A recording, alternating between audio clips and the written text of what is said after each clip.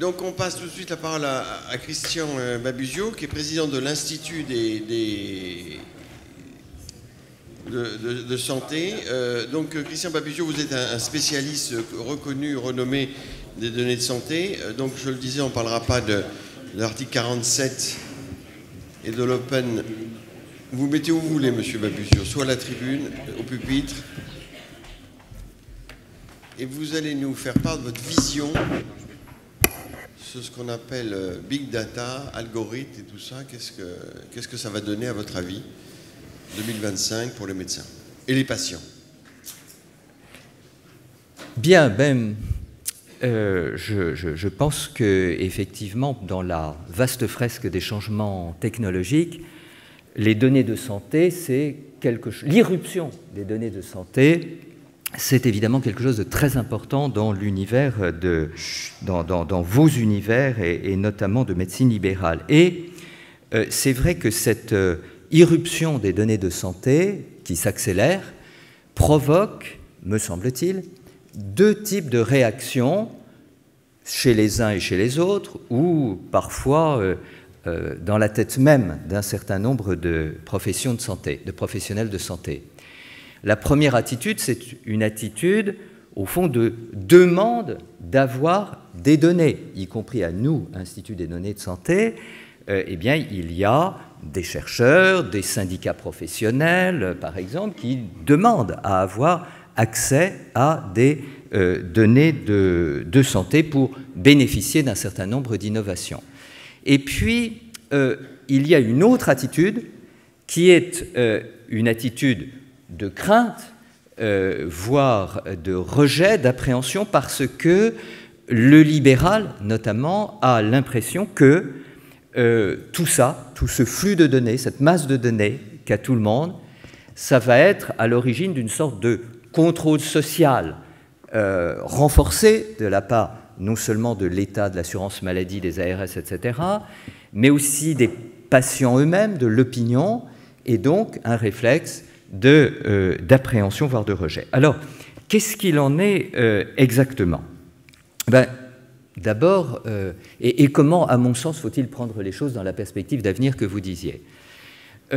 Bien sûr, on peut parler de véritable révolution des données. Hein, c'est vrai que c'est une révolution. Et il faut le prendre comme ça et donc s'inscrire dans cette perception, dans cette dynamique. Et ça avec des mouvements multiples, parce qu'il y a une juxtaposition de choses. Et c'est peut-être ça qui rend l'évolution mouvante, difficile à saisir, un peu insaisissable. C'est d'abord, il y a historiquement les bases de données de l'assurance maladie, le PMSI pour l'hôpital, le SNIRAM pour les données de remboursement de soins de ville. Donc ça, je dirais, ce sont les bonnes vieilles données, même si subsistent encore des problèmes d'ouverture et avec les enjeux, les ouvertures, les limites de l'article 47 du projet de loi de santé. Mais aujourd'hui, c'est vrai que dans la vraie vie, ce n'est pas l'essentiel. L'essentiel, c'est d'abord tout ce qui est placé à tort ou à raison sous le vocable big data, donc le fait que des acteurs extérieurs même à l'univers de la santé, ou y appartenant, peuvent capter des données, non plus des données organisées, anonymisées de bases de données publiques, mais des données nominatives, inorganisées, mais auxquelles ils donnent un sens en les traitant par de divers moyens. Et puis il y a les objets connectés et le patient lui-même qui est connecté, qui se constitue des données sur lui-même, qui les stocke, qui demain sera de plus en plus à même de les organiser et de les traiter. Et donc, dans tout cela, dans cette novation, au fond, que instaure le développement de big data et les objets connectés, eh bien, il y a une sorte de basculement dans ce sujet des données de santé. Basculement parce que jusque-là, la donnée, enfin pendant très longtemps, la donnée elle était principalement publique, parce qu'il y avait des instituts, des organismes, les caisses d'assurance maladie, etc. Donc il y avait un univers, une sphère de données de la sphère publique. Et c'est en train de basculer, c'est-à-dire que ce sont des acteurs privés qui, désormais, et de plus en plus dans l'avenir, vont en réalité avoir les cartes du jeu. Parce que il est bien évident que le dynamisme, la mobilité, l'adaptabilité de la sphère privée sont considérablement supérieurs. J'espère que je ne fais pas trop de peine aux ARS ou aux acteurs publics, mais qui vivent tous les jours les complications de la sphère publique et les contraintes budgétaires, les rigidités des procédures dont on parlait, donc on voyait tout à l'heure. Tout ça fait que le privé va aller beaucoup plus vite. Donc il y a ce basculement, et qui bien sûr n'est pas sans conséquence. Et ce mouvement, il va s'accélérer, bien sûr. Il est en train de s'accélérer. Et il va s'accélérer de manière exponentielle, je pense, au fil des mois même, pas seulement des années. Et les déterminants, c'est l'accroissement considérable de la puissance de calcul et de traitement, c'est l'usage des algorithmes qui se répand en quelque sorte comme une traînée de poudre, parce qu'il y a peu d'années, mis à part d'éminents techniciens ou ingénieurs, peu de gens savaient le manier et savaient ce que c'était. Aujourd'hui, ça se banalise considérablement. L'utilisation du smartphone, qui fait que chaque individu pourra basculer en permanence des données, ou que ces données pourront être captées par un ensemble d'opérateurs, et puis des mouvements, je dirais, d'intérêt privé, c'est-à-dire le double mouvement, d'une part de start-up et d'autre part des fameux GAFA, désormais connus des grands groupes, et j'imagine qu'on en entendra parler dans la suite de la table ronde. Et je crois qu'aujourd'hui, on a vraiment, dans cet univers de la santé, dans votre univers, en réalité, franchi un cap. C'est-à-dire que autant avant, il y avait un ensemble de mouvements qui se cherchaient, d'évolutions qui se cherchaient, autant dès maintenant et encore plus dans l'avenir, tout va se connecter. Je crois que c'est ça. Donc, basculement vers le privé et connexion de plus en plus totale. Et ça va continuer à s'accélérer. Alors, quelles conséquences? Les conséquences, c'est sur les acteurs qui sont autour des médecins et puis sur les médecins eux-mêmes. Sur les acteurs qui sont, enfin, et tous ceux qui sont autour du médecin, je dirais, ou en relation avec lui, ce sont bien sûr, par exemple, les laboratoires pharmaceutiques, on en parlera tout à l'heure, j'imagine, mais ce sont les patients eux-mêmes. C'est-à-dire que le patient, d'une part, va avoir plus de connaissances. Alors de temps en temps, ça irrite les libéraux quand leur patient est allé sur Internet avant d'entrer dans leur cabinet. Bon, c'est vrai, c'est sans doute un peu irritant, mais en même temps, c'est une donnée et qui va s'accélérer avec cet accès à la connaissance. Et puis, le patient, il va non seulement savoir des choses sur sa maladie, mais savoir beaucoup plus de choses sur lui-même, hein, parce qu'il va stocker sur son mode de vie, sur son alimentation, et évidemment sur les traitements qu'il a subis, mais sur tout le reste. Il va stocker de l'information sur lui-même. Donc il va avoir tout un capital de savoir, hein, et qu'il va pouvoir, oser ou non, donner aux professionnels de santé et notamment à son médecin. Donc, et cette évolution des techniques, on ne peut pas penser qu'elle reste sans conséquence sur la personnalité, sur le comportement, sur les réactions, sur tout ce qui est l'individu lui-même, hein. Donc la technique, elle est importante en soi, mais elle va induire un changement très important de l'individu. Alors, les conséquences pour l'univers médical et pour les libéraux notamment. Bien sûr, il y a le fait que le libéral, le médecin, va être confronté à une individualisation de plus en plus grande de la demande, puisque le patient saura de plus en plus de choses, et on saura de plus en plus de choses sur son individualité, son historique, et toutes ses particularités. Et puis, un autre élément très important, c'est évidemment la transparence. Transparence qui fait un peu peur, parfois transparence sur les pratiques, c'est-à-dire qu'au sens que le médecin sera, et le professionnel de santé de manière plus générale, sera de plus en plus soumis ou l'objet d'une connaissance par tous ceux qui sont autour de lui et pas les patients eux-mêmes qui, de toute façon, en allant sur Google ou autre, eh bien, pourront trouver des choses sur sa pratique de lui, médecin.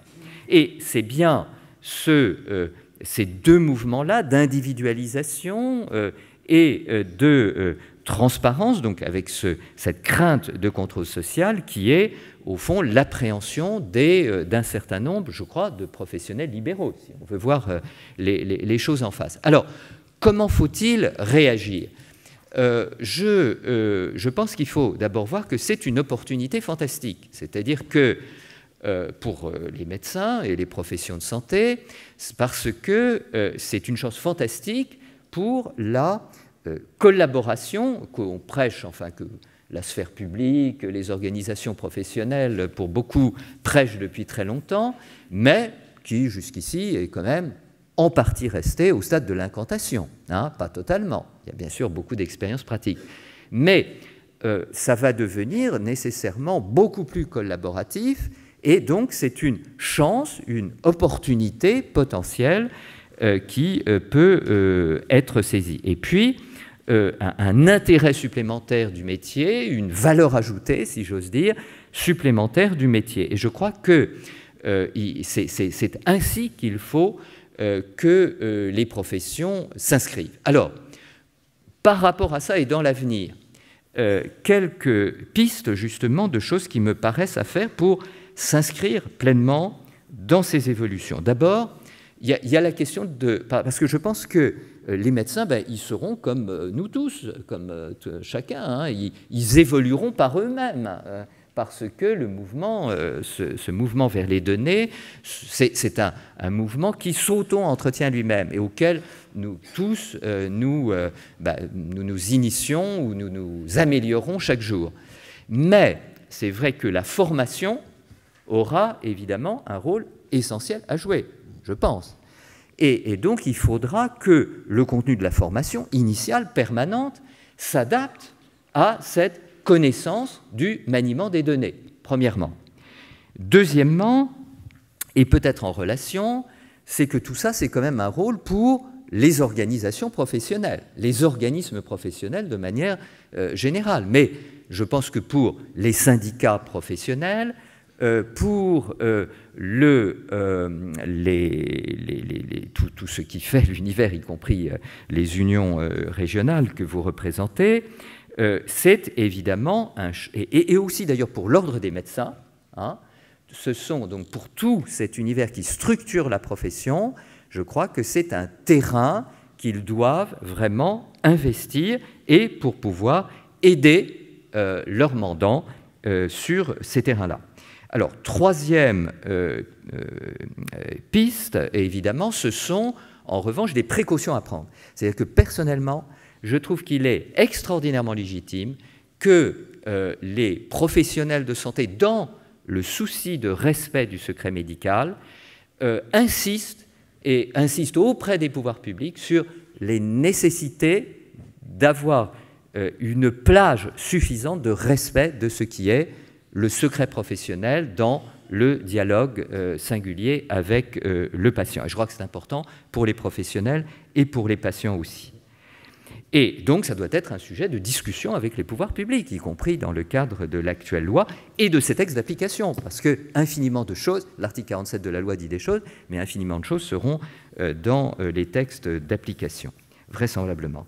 Alors, il y a quatrième piste, c'est le rôle dans la gouvernance. C'est-à-dire que, alors là, c'est uniquement, je vais dire un mot de la gouvernance en matière de données de santé au sens de l'Institut des données de santé, c'est-à-dire le PMSI, le SNIRAM, le registre des décès, par exemple, ou demain les bases de données sur la dépendance, eh bien, à mon avis, il faut que les professions de santé aient un rôle dans la gouvernance. De même d'ailleurs que les organisations représentatives de patients, par exemple. Mais il faut une gouvernance collective. Nous l'avons aujourd'hui dans l'Institut des données de santé, parce que les professions de santé y sont représentées, elles l'utilisent d'ailleurs, à juste titre, mais il faut que demain, ça soit la même chose. Et puis, ce qu'il faut, c'est essayer de pousser à ce que ce soit un univers avec un minimum de régulation, c'est-à-dire des sanctions quand il y a des débordements. Et je pense qu'il n'y aura pas de préservation du secret médical et ainsi de suite, enfin de ce qui est essentiel dans le secret médical, s'il n'y a pas une capacité accrue de régulation et de sanction. Je ne crois pas au mécanisme dans cet univers qui va exploser, je ne crois pas aux interdictions a priori. En revanche, je pense qu'il faut un univers de régulation au sens de sanction quand il y a des débordements, et ça n'existe pas parce que la CNIL, aujourd'hui, elle n'a pas de véritable instrument de sanction. Voilà, alors, je crois qu'en conclusion, il y a place, si je peux me permettre de le dire, pour une véritable réflexion sur tous ces sujets de la part des organisations professionnelles, de la part des organisations de type URPS aussi, et que ce n'est pas d'ailleurs la sphère de l'État, la sphère strictement publique, qui pourra à elle seule réfléchir, quels que soient les mérites du ministère, de la CNAM ou des ARS. Donc il faut absolument une capacité de réflexion professionnelle.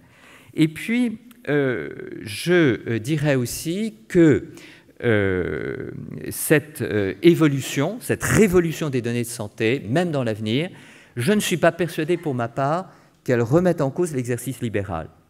Parce que, et là je me permets de me distinguer de ce que disait tout à l'heure Guy Valencien, je ne pense pas qu'il faille opposer entreprise et libéral, parce que je crois que ça serait une erreur de fond. Je pense que l'exercice libéral, il a infiniment de qualité. Je crois plus à l'univers libéral qu'à la fonctionnalisation de la médecine, à tous égards. Et donc, je crois que l'univers de demain, l'univers des données, ce sera de plus en plus un univers d'individualisation du patient, mais aussi un univers d'individualisation infiniment d'acteurs économiques. Et ça, dans tous les secteurs de l'économie. Et c'est ce qu'on voit aujourd'hui. Et je pense qu'on le verra aussi. Donc il ne faut surtout pas se tromper de sens de l'évolution. Et que ça peut être une chance, au contraire, de renouvellement de cet univers de terrain libéral. Voilà. Alors le meilleur moyen, dernier mot, dernier mot, excusez-moi, c'est justement de ne pas avoir une attitude de rejet par principe. Et j'espère qu'elle est minoritaire chez les professionnels sur ce plan-là, et qu'il faut se placer résolument dans cette voie de l'avenir, d'une adaptation en profondeur qui peut être une véritable chance pour les professions de santé. Merci beaucoup. Merci. S'il n'y a pas de questions ou de commentaires, oui, non, pas de commentaires. Si, un commentaire là, SPL, bien sûr, voilà. Mais alors très court parce qu'on prend un peu de retard, mais allez-y. Non, je crois qu'on peut souscrire à tout ce qui a été dit. Simplement pour faire très vite, les unions n'ont jamais eu peur des données de santé, et bien au contraire, elles ont besoin de ces données de santé. D'accord pour une gouvernance partagée dans le futur système national des données de santé que prévoit la loi. Et je crois que les unions futures auront toute leur place et seront tout à fait disposées à participer à cette gouvernance partagée de ce système. D'autant plus que, on en a parlé hier, le nouveau paradigme maintenant, c'est les parcours de soins, c'est la territorialité. Et là, on va avoir besoin de beaucoup de données de santé pour pouvoir analyser ce qui se passe sur ces territoires. Il va falloir que les URPS, en collaboration avec les ARS, travaillent sur l'analyse de ces données. On aura besoin même d'accès, pour nous, URPS, supérieur à ce que l'on a droit aujourd'hui, car il faut que l'on travaille sur les patients eux-mêmes. Là, aujourd'hui, on a une base de données qui est constituée surtout autour de l'activité du médecin. Il va falloir maintenant aller au-delà pour aller vers une base de données qui se centre sur le parcours de soins de chaque patient dans les territoires. Alors sans lever l'anonymat, sans arriver à des choses trop intrusives, mais il va falloir que l'on travaille vraiment là-dessus dans l'avenir si on ne veut pas louper cette réforme de la territorialité.